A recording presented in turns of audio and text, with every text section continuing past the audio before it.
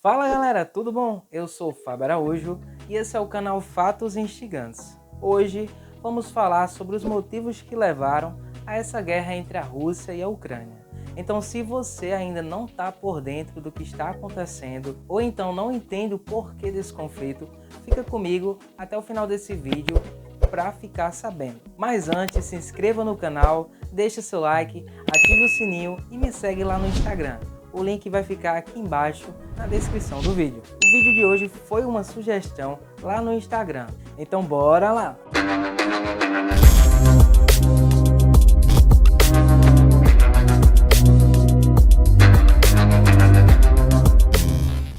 Bom, já faz uns dias que ligamos nossas TVs ou até mesmo nas redes sociais, como também outros meios de comunicação, e está sendo noticiada essa guerra entre a Rússia e a Ucrânia.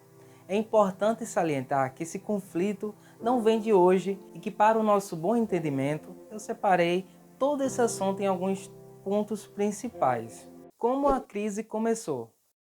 Como essa crise entre a Ucrânia e a Rússia vem acontecendo? Essa tensão entre a Rússia e a Ucrânia não é de hoje. O território que hoje é a Ucrânia chegou a ser parte do antigo Império Russo e depois, em 1919, virou uma república da União Soviética. Com o colapso do bloco, a Ucrânia selou de vez a independência em um acordo no ano de 1994. Sendo, portanto, uma democracia ainda muito jovem. A crise mais recente estourou após a anexação da Crimeia, então território ucraniano, pela Rússia em 2014. Os conflitos na fronteira leste da Ucrânia deixaram mais de 14 mil mortos desde então. Ao longo das últimas 2 décadas, a Ucrânia vem tentando realizar movimentos de aproximação com a União Europeia e com a OTAN, Organização do Tratado do Atlântico Norte. Neste contexto, há ainda uma divisão cultural. Enquanto uma parcela que vive a oeste de Kiev, capital do país, se enquadra mais aos costumes europeus e ocidentais, a outra parcela que vive ao leste enxerga mais proximidade com a cultura russa. Em resumo, não há uma visão coesa no país sobre esse movimento de aproximação com o Ocidente. Os russos, por outro lado, entendem que essa aliança pode se tornar uma ameaça e estão demandando um poder de veto à entrada da Ucrânia na OTAN. Mas para que você compreenda o que é a OTAN, vou explicar para você. Bom, a Organização do Tratado do Atlântico Norte, a OTAN, é uma aliança militar intergovernamental constituída em 1949 no contexto da Guerra Fria, reunindo os Estados Unidos, Canadá e os países da Europa Ocidental contra a ameaça soviética. Os 12 membros fundadores originais da aliança política e militar são os Estados Unidos, Reino Unido, Bélgica, Canadá, Dinamarca, França, Islândia, Itália, Luxemburgo, Holanda, Noruega e Portugal. Hoje, além destes membros iniciais, integram a OTAN os seguintes países: Grécia, Alemanha, Espanha, Polônia, República Tcheca, Hungria,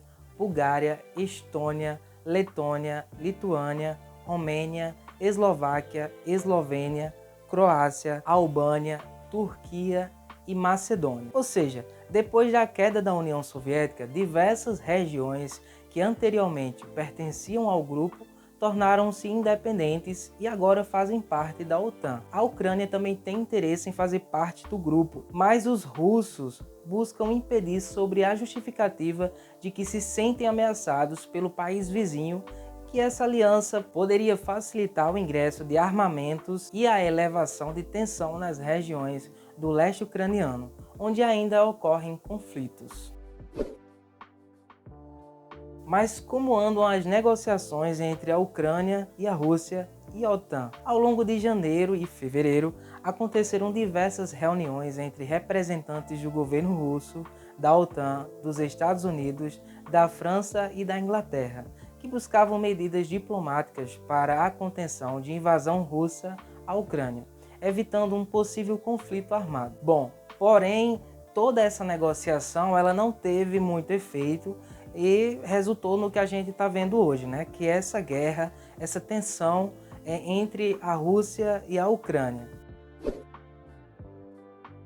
Mas e aí, qual o impacto da tensão entre a Ucrânia e a Rússia para a economia? O potencial conflito entre Rússia e Ucrânia pode movimentar expressivamente os mercados, considerando sobretudo os efeitos da intervenção russa na Ucrânia em 2014, quando houve a anexação da Crimeia. Um dos principais efeitos pode ser a elevação do preço do barril de petróleo, já que a Rússia está entre os maiores produtores da commodity do mundo e uma eventual guerra poderia impactar o fornecimento. Os preços do petróleo já se encontram acima de $100 no maior patamar desde 2014. A commodity pode permanecer em tendência de alta, principalmente se os conflitos não forem solucionados, e isso de certa forma comprometeu o fluxo nos mercados físicos. Com os primeiros ataques russos, as bolsas estão refletindo o temor de um confronto longo entre os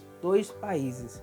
Além disso, com a continuação dos ataques por ambos os lados, pode ocorrer uma forte elevação nos preços de gás natural, dado que 30% do GNL consumido na Europa vem dos gasodutos russos, o que agrega poder de barganha ao país. As commodities agrícolas também tendem a se valorizar, com destaque para o preço do trigo, já que a Rússia é a maior exportadora global e a Ucrânia está entre as 5 maiores. Esses fatores associados podem gerar uma pressão inflacionária em âmbito global, impactando diretamente a economia brasileira, que já não está muito bem, como a gente mesmo sabe, né? É isso, gente. Se você gostou do vídeo, não se esqueça de se inscrever no canal, deixar aquele like e ativar o sininho. Comenta também do que você gostou e se quiser deixar alguma sugestão, fique à vontade aí nos comentários, tá bom? Tchau e até o próximo vídeo.